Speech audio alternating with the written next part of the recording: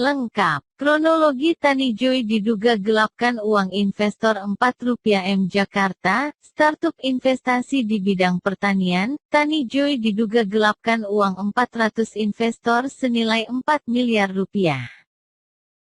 Kasus ini viral di media sosial dan ternyata para korban telah berkomentar dan protes di Google dan Instagram Tani Joy.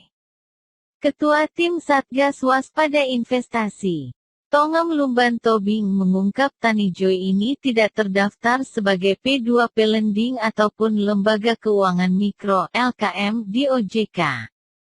Dia berharap masyarakat bisa mengecek legalitas perusahaan sebelum berinvestasi. Masyarakat diminta cek legalitasnya terlebih dahulu sebelum investasi. Masyarakat yang dirugikan agar segera lapor ke polisi, kata Sekar kepada Detikcom. Senin, tanggal 26 Juli tahun 2021, para korban yang tergabung dalam Himpunan Lender Tani Joy sudah melayangkan siaran pers terhadap pihak Tani Joy. Sebab sejak kontak terakhir pada awal Juni, pihak Tani Joy sudah untuk dihubungi. Bahkan sejak kontak terakhir awal Juni lalu jadi sulit untuk dikontak. Sepertinya sudah mulai menghindar, ujar Ketua Himpunan Lender Tani Joy.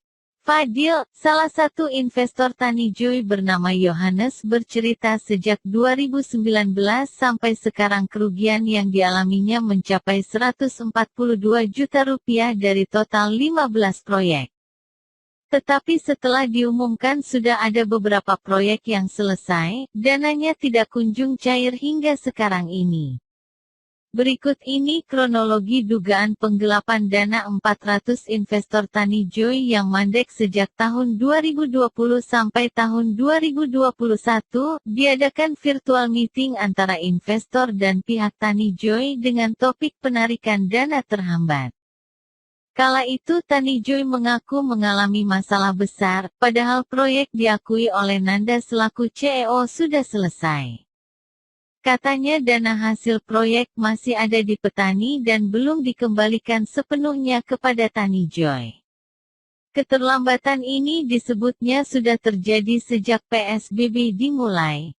Adanya kendala soal komunikasi dengan petani, karena adanya pembatasan pemerintah tersebut. Saat ditanya oleh salah satu lender, kapan keterlambatan itu akan selesai? Nanda menjawab akan diurutkan berdasarkan waktu para pendana menarik dana atau sesuai antreannya. Untuk penyelesaian ini akan bergantung pada kecepatan collection di petani. Collection ini sudah dilakukan selama 2 bulan.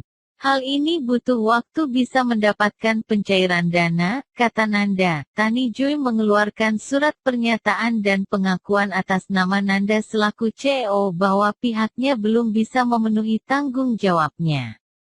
Hal ini soal pencairan dana soal proyek yang sebelumnya diumumkan sudah selesai. Dalam surat tersebut diakui, seharusnya Desember tahun 2020 pencairan bisa jalankan sesuai jadwal. Namun proses tersebut tersendat karena proses collection terhambat. Penyebabnya karena mitra yang tidak kooperatif menyelesaikan kewajibannya. Kami berkomitmen untuk lebih responsif dalam berkomunikasi dengan Anda semua melalui kanal informasi resmi, email support@tanijoy.id.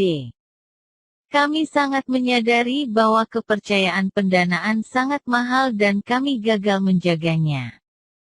Tapi di tengah kesulitan ini kami sangat bersyukur bahwa Tani Joy masih diberi kesempatan untuk memperbaiki semuanya, ujar Nanda. Nanda memberikan surat pernyataan lagi ke investor Tani Joy. Terkait masalah yang masih sama yakni pencairan dana. Dalam surat ini Nanda menyampaikan permohonan maaf karena sulit dihubungi oleh investor. Nanda mengaku bahwa perusahaannya tengah melakukan restrukturisasi yang berdampak pada pengurangan karyawan, sehingga hanya 2 orang karyawan yang tersisa. Kemudian Nanda juga mengaku tengah mengalami kesulitan dana karena pendanaan hanya dari platform fee saja dan dalam 1 tahun terakhir tidak ada proyek. Tani Joy mengalami kesulitan keuangan. Pendapatan utama Tani Joy saat ini adalah perdagangan komoditas pertanian dengan berperan sebagai perantara, kata dia.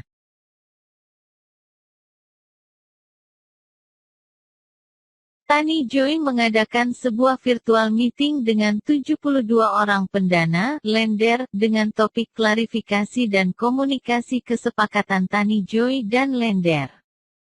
Dalam meeting ini Nanda mengungkapkan permohonan maafnya lagi-lagi soal tidak responsif saat dihubungi investor.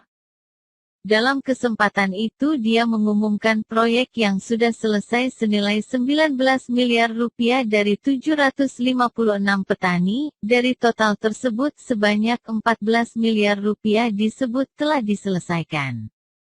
Sisa 5 miliar rupiah masih menjadi outstanding dan 3,9 miliar rupiah menjadi withdrawal yang terhambat.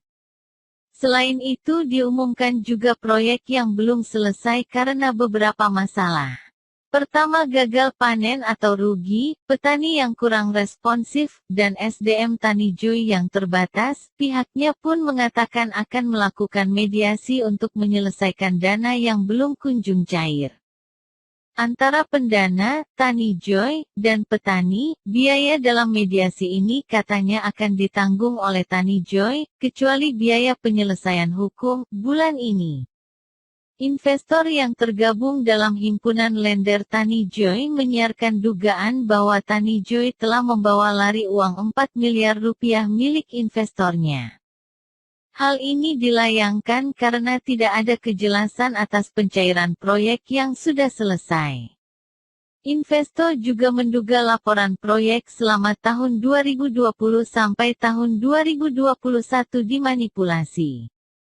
Hingga proyek yang disebutkan merupakan proyek fiktif. Hal-hal tersebut dirilis dalam siaran pers Himpunan Lender Tani Joy. Ketua Himpunan Lender Tani Joy, Fadil, mengatakan sudah banyak dialog antara pihak investor Tani Joy dengan co-founder dan Chief Executive Officer, M. Nanda Putra. Tetapi hingga awal Juni tahun 2021 lalu pihak Tani Joy disebut mulai susah dihubungi. Laporan soal dugaan raibnya 400 investor Tani Joy juga viral di Twitter. Salah satu akun bercerita yang juga salah satu investor Tani Joy merupakan platform investasi bodong karena banyak review yang dia lihat di Google dan Instagram Tani Joy.